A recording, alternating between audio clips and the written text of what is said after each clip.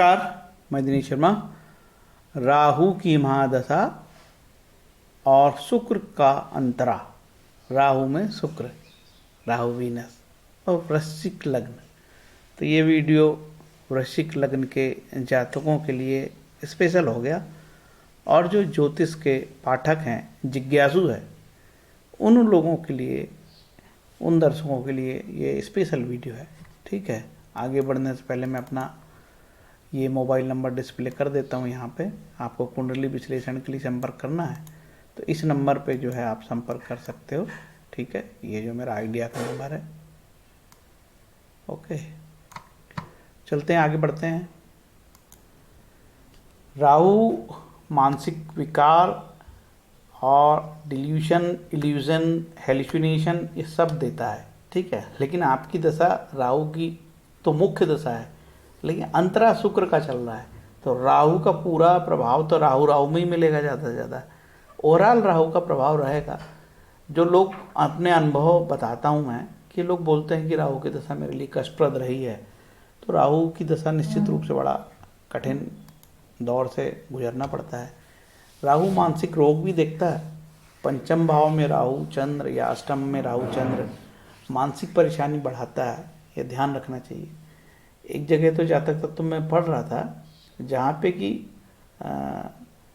Unfortunate होने वाला योग है, जो दुर्भाग्यशाली योग है, उसमें से नवम से पंचम भाव, मतलब लग्न से पंचम राहु भी जो है अनफॉर्चुनेट करता है। ये बड़ी खास बात है। तो राहु शैतानी दिमाग आदमी को देखता है, बड़ा तमस वाला ग्रह है, और आज के ज़माने में लोग उसको कहते हैं कि बड़ा इंटेलिजेंट है। राहु का सिर नहीं था, सॉरी, राहु का सिर था, धड़ तो केतु के पास चला गया था। ठीक है, तो बड़ा दिमागदार ये ग्रह माना जाता है। ठीक है, राहु आर्टिफिशियल इंटेलिजेंट, एआई को इससे लोग जोड़ते हैं आजकल। देखो भाई, कुंडली प्रारब्ध बताती है, ठीक है, जिसे भोगना पड़ता है। कर्म और पुनर्जन्म के सिद्धांत पे ये ज्योतिष है।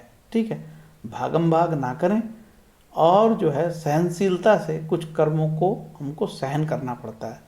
प्रारब्ध बड़ा कठोर होता है, ये निर्दयी होता है, इसको हम टाल नहीं सकते। अनेक जगह हमको समस्याएं होती तो हमारे उपाय काम नहीं करते, इसके पीछे यही रीज़न है, प्रारब्ध भोगना पड़ता है। कर्म के विषय में गीता कहती है, कर्मणो ही अपि बोध्वयम बोध्वयम च विकर्मण अकर्मण च बोध्वयम गहना कर्मणो गति। कर्म की बारीकियों को समझना अत्यंत कठिन है, अतः मनुष्य को चाहिए कि वह ठीक से जाने कि कर्म क्या है और विकर्म क्या है और अकर्म क्या है। आगे गीता का 3 अध्याय का 8वां श्लोक कहता है कि शरीर यात्रा के लिए तो कर्म करना ही पड़ेगा, कर्म के बिना शरीर निर्वाह भी नहीं हो सकता। ठीक है, महान आचार्य पंडित श्री राम शर्मा ने कहा, मनुष्य अपने भाग्य का निर्माता स्वयं है। अनेकों ऐसे विचारकों ने कहा है। ठीक है, और स्वामी विवेकानंद भी कहते हैं कि भैया उठो जागो, लक्ष्य की प्राप्ति तक मत रुको। ठीक है, उत्तिष्ठ जागृत प्राप्य वरान निबोधत, कठोपनिषद का ये मंत्र है। उठो जागो, लक्ष्य प्राप्ति तक रुको मत। ठीक है, तो मैं आपको ज्योतिष के माध्यम से निकम्मा नहीं बनाना चाहता। ठीक है, देख रहे हैं दिन भर ज्योतिष के वीडियो, काम कुछ नहीं करना। ज्योतिष के वीडियो देखने से पेट नहीं पलने वाला है, समझ गए ना, कर्म करना पड़ेगा। तो कहीं ज्योतिष के अधिक वीडियो देख के आप निकम्मे ना हो जाओ, अलाल ना हो जाओ, भाग्यवादी ना हो जाओ। इसीलिए मैं आपको सजेस्ट करता हूँ कि कर्म जरूरी है। योग वशिष्ठ में कर्म की थ्योरी है, कर्म करना ही पड़ेगा। योग वशिष्ठ में बोला है कि नहीं भैया, काम तो करना ही पड़ेगा। पूर्व जन्मकृत पुरुष ही देव है, जो पूर्व जन्म में किया था वही वो देव है, वही प्रारब्ध बन गया। मैं देव के अधीन हूँ, स्वतंत्र नहीं हूँ। ऐसे विचार त्याग कर जगत से अपना उद्धार जीव को सत्संगति एवं शास्त्र अभ्यास के स्वयं को करना चाहिए। जैसा प्रयत्न होगा वैसे ही शीघ्र फल मिलेगा, और आपके कर्म ही प्रारब्ध बन जाते हैं। ठीक है, तो हमको कर्म करना पड़ेगा यार, ये मेन थ्योरी है। तो 4 मिनट का ज्ञान देने के बाद यहाँ से वीडियो चालू होते हैं। बहुत तेज़ी से चलेंगे और शॉर्टकट चलेंगे, बहुत लंबा वीडियो बनाने का मूड नहीं आज। राहु जो है 18 वर्ष का ये इसका होता है। राहु कि जो महादशा 18 वर्ष की होती है और राहु शुक्र 3 वर्ष चलता है, तो काफ़ी लंबा समय है भाई ये, ठीक है। तो वृश्चिक लग्न के लिए जातक के लिए हम लोग आगे आज बात करेंगे। देखिए जनरली क्या होता है, सीताराम जागृत लघु पाराशरी में लिखा है कि सब ग्रहों के फल अपनी अपनी अंतर्दशा में होते हैं। तो वही मैंने कहा कि राहु तो बॉस है कि महादशा चल रही है, लेकिन फल किसको देने हैं? फल तो शुक्र को देने हैं, अंतर्दशा को देने हैं। तो आपका शुक्र कुंडली में कैसा है ये जानना बहुत जरूरी है, ठीक है। देखो जनरल रूल है कि सारे जब पाप ग्रहों की दशा एक सा क्रम चलता है ना, तो बड़ा कष्ट होता है। जैसे कि राहु की चले, फिर शनि मंगल सूर्य जाए, तो बड़ा कष्ट है। और ऐसी उदाहरण से बताता हूँ, जैसे राहु चल रही है, राहु में केतु आ गया, फिर शनि आ गया, फिर मंगल आ गया, फिर सूर्य आ गया, तो ऐसी दशा लगातार पाप ग्रहों का जो क्रम होता है दशाओं का, ये बड़ा कष्टप्रद होता है, ठीक है। इसको जानना जरूरी है। राहु सत्व वाला, तम वाला है। देखो मानव के पास 3 गुण हैं, सत्व, रज और तम, सबके पास है। कोई ये नहीं कह सकता कि मेरे पास तम नहीं है। कब किसका तम निकल जाए कोई भरोसा नहीं है।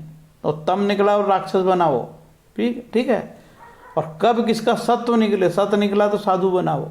तो राहु जो है तम वाला ग्रह है, ठीक है। इसलिए जब राहु एक्टिवेट होता है तो हमको तमस जीवन में प्रारब्ध भोगना पड़ता है, हमारे को कष्ट होता है। और राहु की जब दशा चलती है तो हमारे जीवन में कई प्रकार की परेशानियां, खासकर प्रिवेंशन ऑफ करप्शन एक्ट के मामले, departmental inquiry, income tax, suicide attempt, poison का भी कारक है। षड्यंत्र होते हैं, हम स्वयं करते हैं या लोग हमारे साथ करते हैं। छापा पड़ जाता है, जब सीजर, फांसी लगा लेते हैं लोग। लोकायुक्त, विजिलेंस, ईओडब्ल्यू, फेरा, फेमा, ठीक है, CBI, ED, income tax raid, ये सब चीज़ों में अब जब जीवन में आती है फिर हम लोग काफ़ी दुखी हो जाते हैं। इन्फोर्समेंट डायरेक्टर आप देखे, डायरेक्टरेट आप देखे होंगे कितना एक्टिवेट है ये, है ना। हालांकि इसको एक्टिवेट राजनीतिक कारणों से किया गया, आप सब जानते हैं। जो सरकार के दुश्मन है उसके यहाँ पड़ रहे हैं छापे धड़ाधड़, बाकी जो दोस्त है करो चोरी, कोई दिक्कत नहीं है। मनी लॉन्ड्रिंग, ये सब मामले जब हमारा समय खराब होता है, मैं कभी नहीं कहता है कि मनी लॉन्ड्रिंग का कारक राहु है। अरे किसी भी बुरी ग्रह की दशा में ये सब लफड़े हो सकते हैं। षष्टेश, अष्टमेश, द्वादशेश की दशा में ये सब एक्टिवेट हो जाते हैं। सब ग्रह सबके कारक तो बन जाते हैं अचानक, है ना। राहु के कुछ कारकत्व है, इसको आप देख सकते हो। राहु कई मायने में शुभ भी होता है। राहु गंगा स्नान कराता है, राहु का गोचर महत्वपूर्ण होता है। संतान जन्म के समय राहु का गोचर बड़ा इंपॉर्टेंट हो जाता है। तो ये राहु चंद्र की युति मानसिक परेशानी देती है, जिसको लोग प्रेत बाधा बोलते हैं, ठीक है। जब हमारा समय खराब होता है तो हम कई तरह तरह की बात करते हैं। और राहु यदि चंद्रमा और शनि के साथ 8वें में बैठे तो मानसिक परेशानी काफ़ी बढ़ जाती है और हम लोग को काफ़ी परेशान, उद्विग्न और आर्थिक हानि भी कराता है। चूँकि राहु पत्नी स्थान से दूसरा है तो वो पत्नी का मांगल्य भी है, ठीक है। ऐसे समय में 8वें स्थान की दशा जब चलती है तो कई बार पत्नी से भी विवाद हो जाता है या पत्नी को कष्ट होता है, ठीक है, क्योंकि पत्नी का मांगल्य है वो।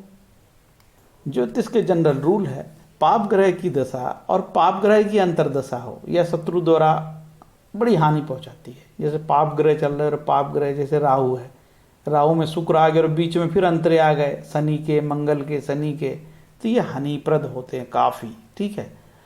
ज्योतिष के कुछ रूल है, जैसे राहु केतु जिस ग्रह के साथ हो, जिस भाव के मालिक हो, उसी तरह फल देते हैं। राहु केतु की कोई राशि तो है नहीं, है ना।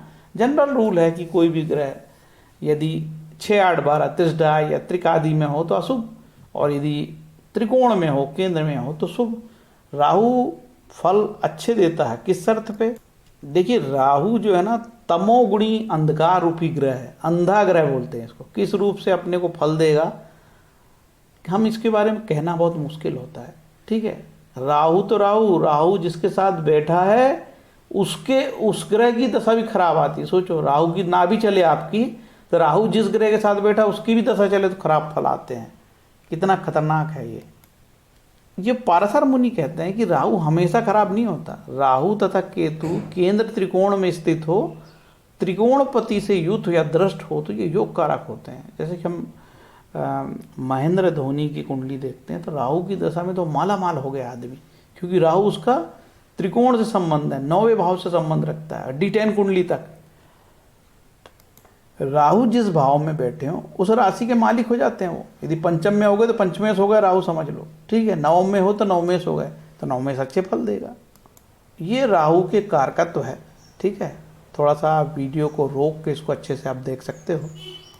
और ये शुक्र के कारकत्व, जो ग्रह शुक्र है चल रहा है तो ये शुक्र का कारकत्व है, तो इसी कारकत्व के अनुरूप और जिस राशि में बैठा है उसके अनुसार भाई जल तत्व राशि में बैठा है कि अग्नि तत्व में बैठा है कि वायु तत्व में बैठा है।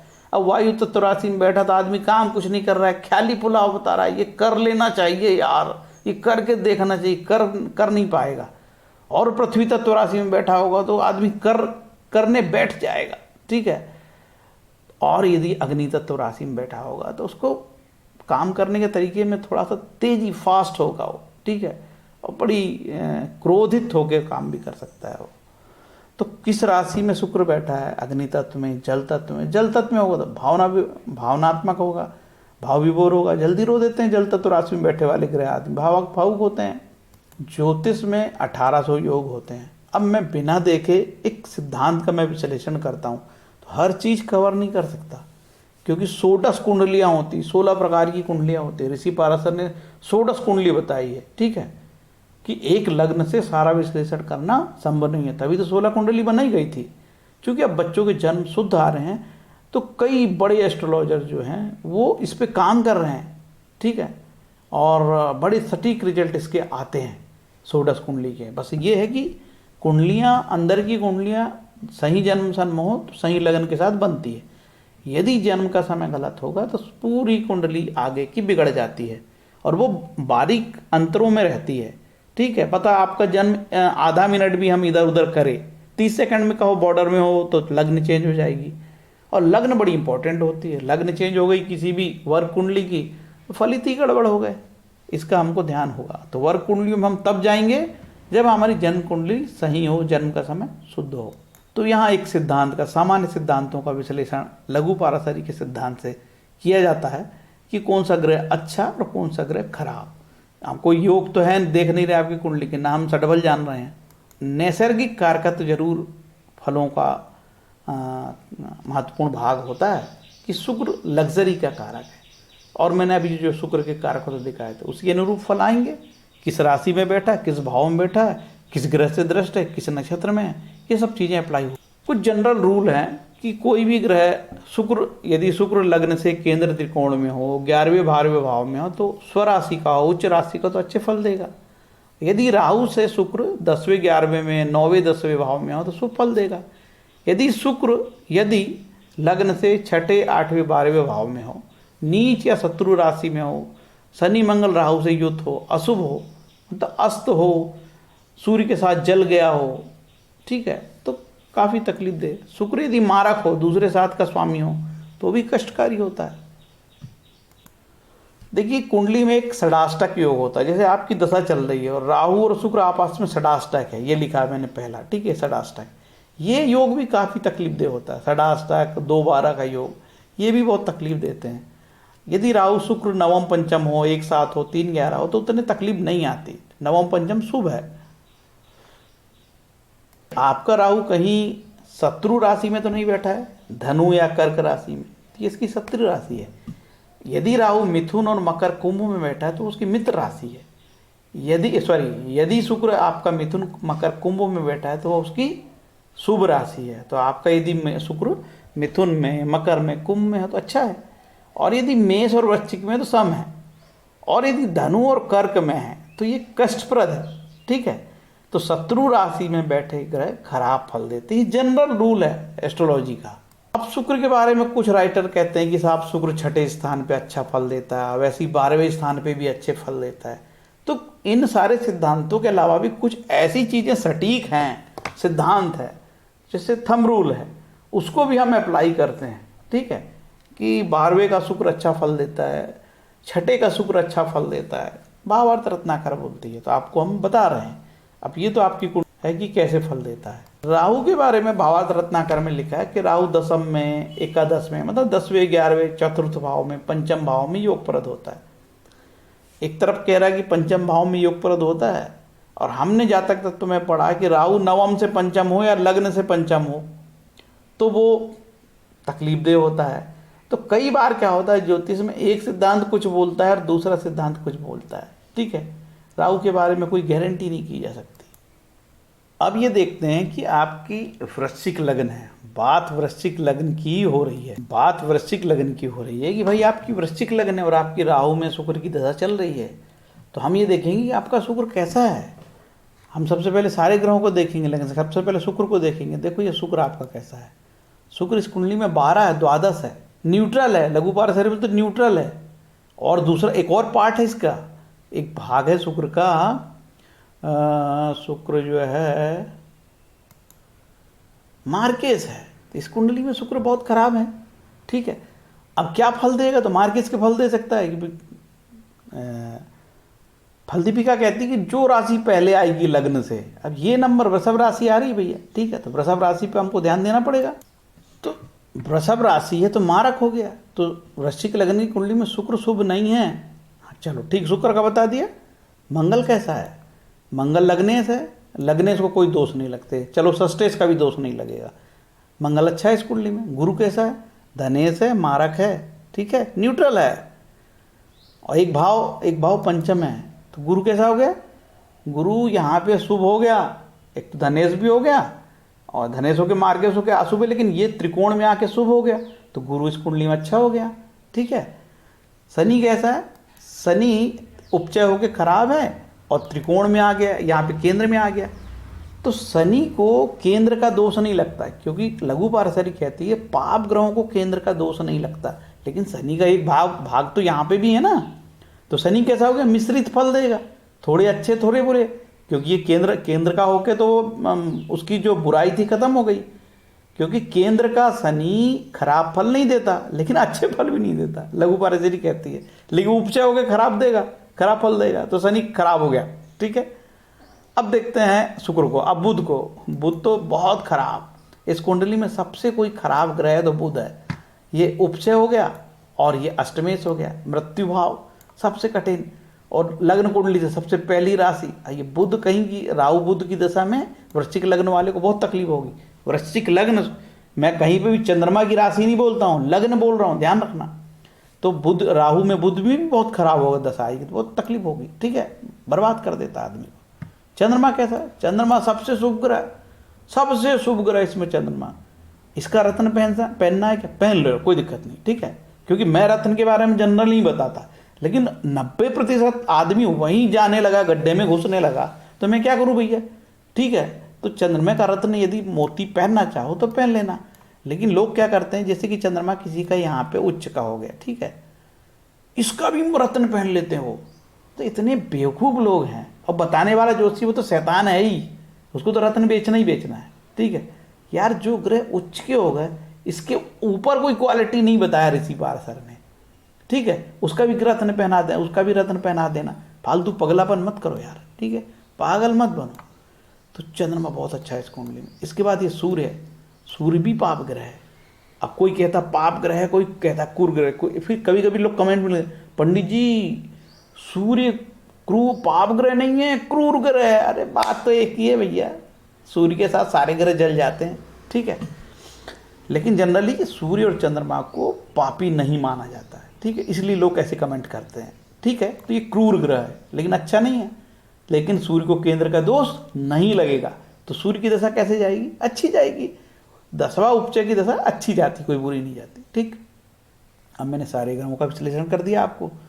अब बोलोगे महाराज हमको फलित बता, अरे धैर्य रखना यार, सीधे फलित में ही आएगा। अब आपकी दशा क्या चल रही है, आपकी राहु की दशा चल रही है, ठीक है, और क्या चल रही है, आपकी शुक्र की दशा है। मैंने आपकी कुंडली देखा है कि नहीं देखा, मेरे को क्या मालूम क्या ये राहु शुक्र कहाँ बैठे हैं, मैं क्या बताऊंगा आपको, मैं अंदाजा से बताता हूँ। ये राहु शुक्र ऐसे बैठे होंगे तो बड़ा कष्ट, और यहाँ इस तरीके से बैठे होंगे तो भी बड़ा कष्ट, और यहाँ इस तरीके से बैठे होंगे राहु शुक्र एक साथ तो भी कष्ट। हजारों प्रकार के योग बन सकते हैं। और देखो राहु ऐसा होगा, ये षडाष्टक, ये षडाष्टक। अब चलो राहु को यहाँ ले लेते हैं, राहु सप्तम में है और आपका यहाँ शुक्र बैठ गया। तो आप बोलोगे साहब वो तो अपनी राशि में आ गया शुक्र, भैया षडाष्टक है, बहुत कष्ट देगा, ये षडाष्टक है, बहुत कष्ट देगा। अब मैं और बता देता हूँ षडाष्टक। राहु यहाँ बैठा आपका 10वां, ये आपका षडाष्टक हो गया, बहुत तकलीफ। आप बोलोगे साहब मेरा तो उच्च का हो गया शुक्र, अरे षडाष्टक हो गया। षडाष्टक ग्रह बहुत खराब फल देते हैं। उच्च का होने के बाद भी लाभ भी होगा, फायदे भी होंगे, लेकिन इसी राहु शुक्र में बड़ा नुकसान भी हो जाएगा। षडाष्टक है, तो ये देखिए षडाष्टक हो गया। तो ऐसे षडाष्टक योग वाला राहु तकलीफ देगा। अब राहु कहाँ बैठा है मैं नहीं बता सकता आपका, लेकिन मैं जनरल इतना तो बता सकता हूँ कि शुक्र कहाँ बैठा होगा आपका। ठीक है, राहु के बारे में नहीं बोल सकता मैं।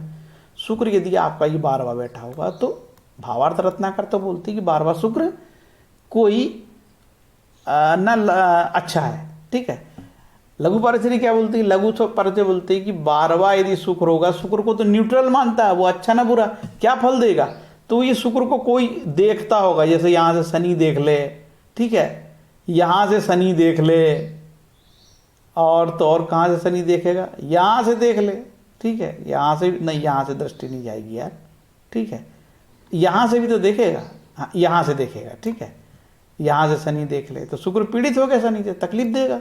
ठीक है, अब कहीं मंगल साथ में हो, शनि साथ में हो, तो किसके फल ले लेगा ये शुक्र, अपने फल छोड़ के ये शुक्र मंगल को फल ले लेगा और मंगल के फल देने लगेगा। और मंगल सस्टेस है, हेल्थ की इश्यू जाएंगे, लड़ाई झगड़ा कोर्ट कचहरी दुनिया भर का। ठीक है, अब शनि बैठा होगा तो ये शुक्र शनि के फल लेगा, क्योंकि सिद्धांत कहता है कि शुक्र अपने फल नहीं देगा, न्यूट्रल है, जिसके साथ बैठा है, जिससे दृष्ट है, उसके फल देने लगेगा।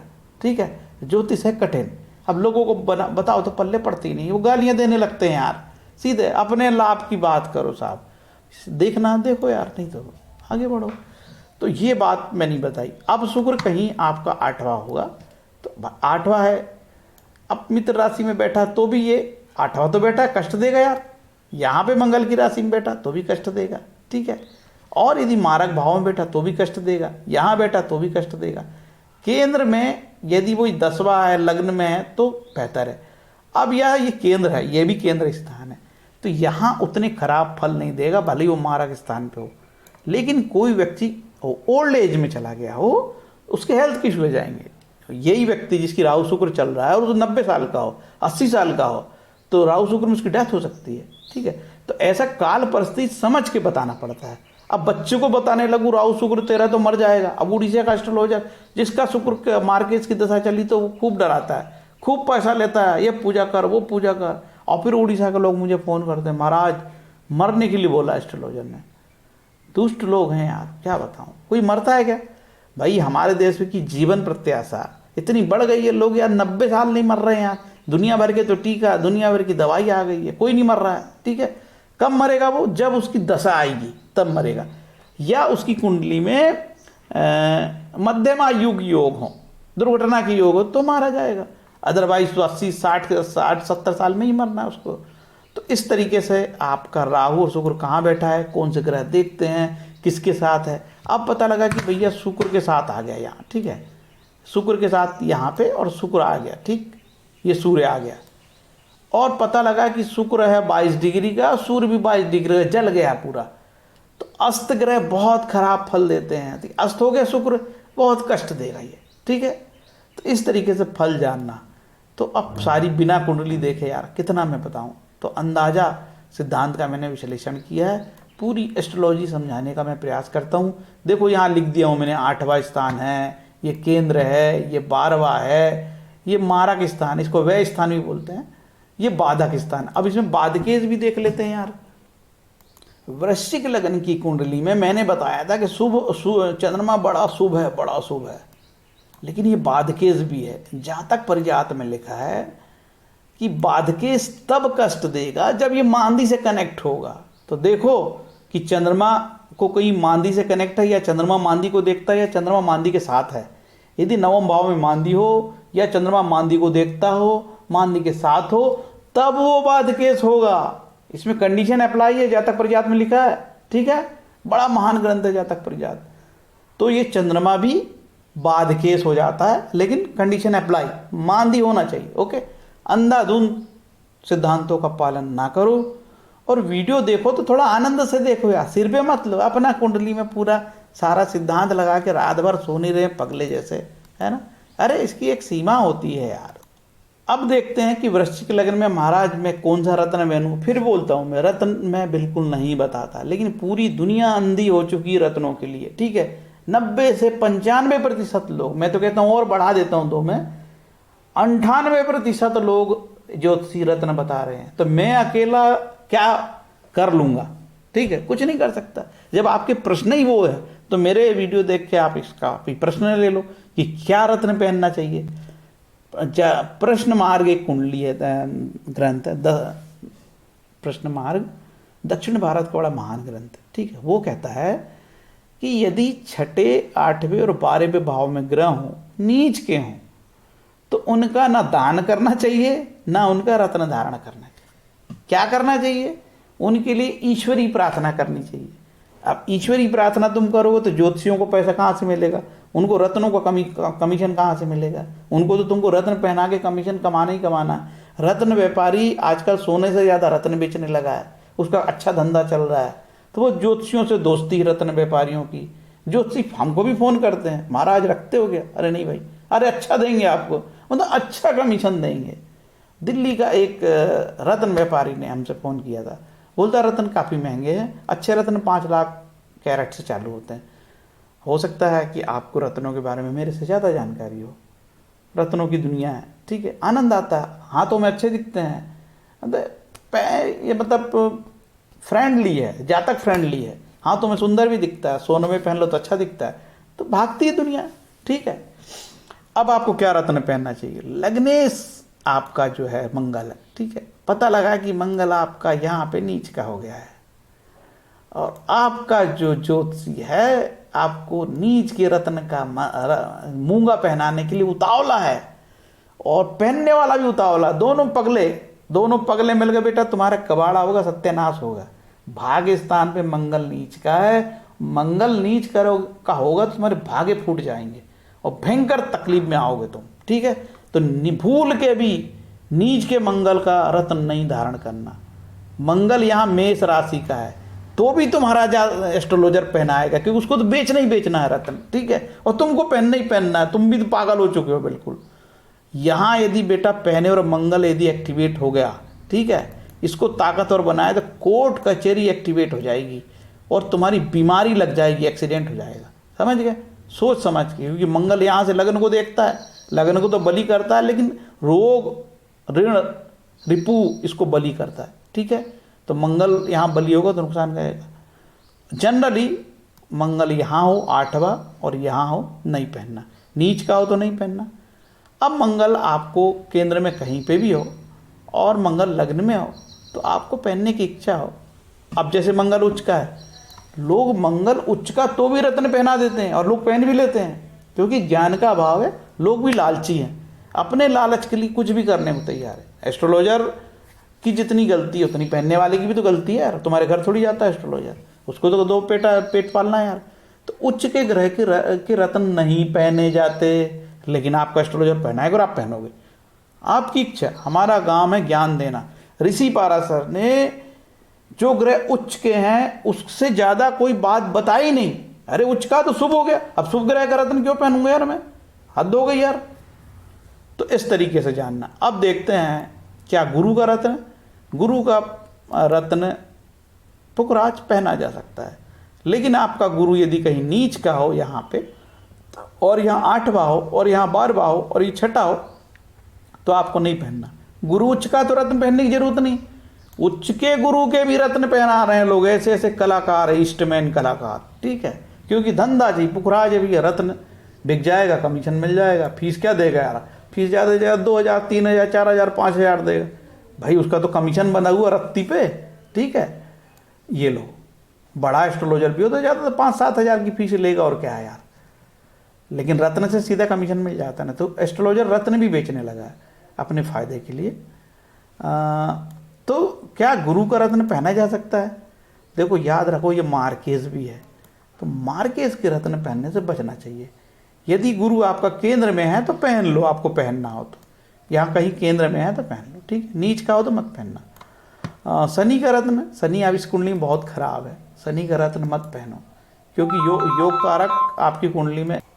तो बात हो रही थी शनि की, तो शनि योग कारक नहीं है वृश्चिक लग्न में, इसका मत पहनो, ठीक है। मंगल का तो बता दिया। शुक्र मारक है, शुक्र का रत्न बिल्कुल नहीं पहनना। और कहीं शुक्र महाराज यहाँ हो छठे, 8वें और 12वें हो तो बिल्कुल नहीं पहनना। हो सकता है शुक्र आपका उच्च का, तो भी उतावले हो जाओगे आप रत्न पहनने के लिए। लालची लोगों के साथ बड़ी समस्या है। लालची लोगों को क्या लगता है कि शुक्र मेरा उच्च का हो जाएगा तो और फायदा हो जाएगा। अरे मूर्ख, ये शुक्र उच्च का होगा तो ये मार केस होगा तो मार ही डालेगा, छोड़ेगा नहीं तेरे को, समझ गया ना। इसलिए मूर्खता मत करना। शुक्र केंद्र में हो इधर पहन लेना। हाँ शुक्र के रत्न मैं पहनने की मनाही करता हूँ, क्योंकि शुक्र भयंकर मारक है। एक मारक है, द्वादशेष है, और इसको तुमने एक्टिवेट कर दी 12वें को, तो आपके व्यय बढ़ सकते हैं, खर्च बढ़ सकते हैं, आपका कोर्ट कचहरी बढ़ सकता है, आपके विदेश में ट्रबल हो सकती है आपको, ठीक है। तो व्यय यदि बढ़ेगा आपका तो ठीक है, मत बढ़ाओ। अब्रॉड को यदि अब्रॉड में हो और अब्रॉड को और बढ़ाओगे तो चाहे जाने कोई तकलीफ हो जाए। मार्केज भी तो है, याद रखो, दो स्थानों का मालिक है। बुध भूल के भी नहीं पहनना। पन्ना कोई पहनाए तो दिनेश शर्मा को याद रखना कि यार एक एस्ट्रोलॉजर ने मना किया था, पन्ना नहीं पहनना। अष्टमेश के रत्न नहीं पहनते यार, ठीक है। मत चिकल्लस में पढ़ो।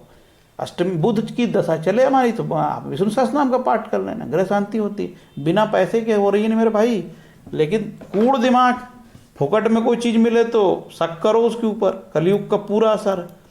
देखो भैया, शुक्र के लिए ओम द्राम द्रीम द्रोसा शुक्राय नमः अपने स्वयं के मुंह से पढ़ सकते हो तो भी लाभ होगा। कितना लिखा है कि वो लिखा है आप 23,000, 23,000 नहीं पढ़ सकते, 1,000 पढ़ लो, ठीक है। राहु के लिए ओम भ्राम भ्रीम ब्रौस हरावे नमः 18,000 बोला, 18,000 नहीं पढ़ सकते, 1,000 पढ़ लो, कोई दिक्कत नहीं, लाभ होगा। और सरल मंत्र ओम राम रावे नमः, ओम शुम शुक्राय नमः, इससे भी लाभ होगा, ठीक है। आगे चलें। ये राहु कवच है, इसका पाठ करो, लाभ होगा। ये राहु स्तोत्रम है, इसका पाठ करो, लाभ होगा। शुक्र स्तोत्रम है, इसका पाठ करो, लाभ होगा। पैसे नहीं लग रहे हैं, शुक्र कवच करो, पैसे नहीं लग रहे हैं, लाभ होगा। अब ऋषि पाराशर बोलते हैं कि किसी जातक की राहु में शुक्र चले तो दुर्गा या लक्ष्मी जब कुर्यात तत् सुखम वाप्युनाथ, ठीक है। शांति के लिए दुर्गा लक्ष्मी जी की पूजा करें तो शांति होगी। अब शुक्र के लिए कनक धारा स्त्रोत का पाठ करो, लक्ष्मी का भी आगमन होगा, आर्थिक स्थिति सुधरेगी। और दुर्गा के लिए आप जो है दुर्गा सप्तशती आपको बड़ी पड़ती है तो अर्गला कीलक कवच या फिर उसमें सिद्ध कुंजी का स्त्रोत, तंत्रोक्त देवी सूक्तम, या आपको अपनी सुविधा अनुसार कभी एक पाठ, कभी 2 पाठ, 1 अध्याय, कभी 2 अध्याय, बाकी निशान लगा के रख दो, आगे पढ़ते रहो, ठीक है। यही तरीका है। अब इस कलयुग में यार रोज आदमी को कहूँगी तो भाई दुर्गा सप्तशती पढ़ना है ना, वो भी संस्कृत वाली। गीता प्रेस ने संस्कृत नहीं बनती तो हिंदी अनुवाद भी दिया है। ईश्वर की प्रार्थना करें, उसमें संस्कृत कहीं बाधा नहीं है, हिंदी में प्रार्थना करें। कोई भगवान ऐसा नहीं है कि तू सारे संस्कृत में बोलेगा और अच्छे से श्लोक बोलेगा तो ही मैं तेरे सुनूंगा, ऐसा कहीं शास्त्रों में नहीं लिखा है।